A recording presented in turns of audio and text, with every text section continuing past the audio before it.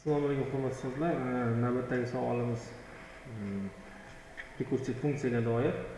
Quyidagi fn funksiyaning qiymatini hisoblash algoritmi berilgan degan. Bunda n natural son bo'lib, quyidagi munosabatlar bilan belgilangan. Xo'p, e'tibor beradigan bo'lsak, bu yerda fn n ga teng, agar n 1 ga teng bo'lsa deyapti.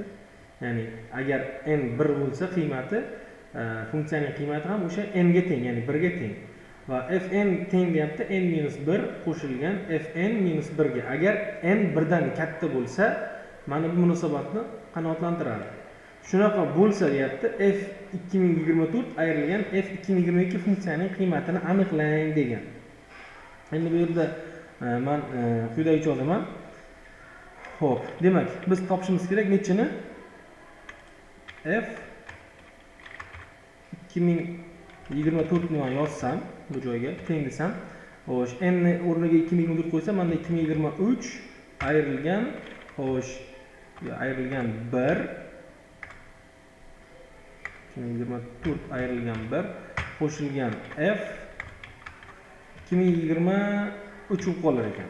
Xo'p, endi bu yerda 2023 kerak bizga. 2023 ni ham men olib kelib yana qo'ysam, endi f 2023 ni o'rniga qo'ysam, menda 2023 ayrilgan 1 qo'shilgan f 2022 bo'lib qolar ekan. E'tibor bering. 2023 ni joyida mana shu qiymatni ifodani qo'yishim mumkin. Mana shu ifodani qo'yishim mumkin. Ya'ni bu endi nima degani?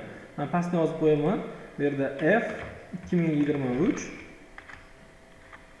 teng bo'ladi 2022 qo'shilgan f 2023 degan.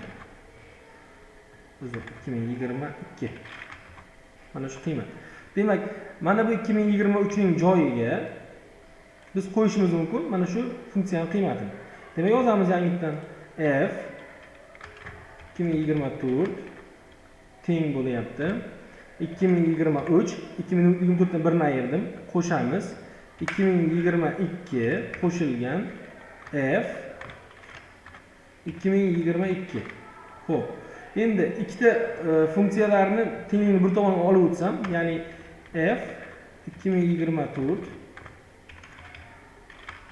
ayrilgan f 2022 teng bo'lar ekan 2023 qo'shilgan 2022. Bizdan o'zi shuni so'rayapti. 2024 dan 2022 ni ayrilganligini hisobla deyapti. Ya'ni teng bo'ladi bu f 2024 ayrilgan f 2022 teng bo'lar ekan 4045 ga. Javobimiz C 4045 bo'lar ekan. Menimcha tushunarli bo'ldi.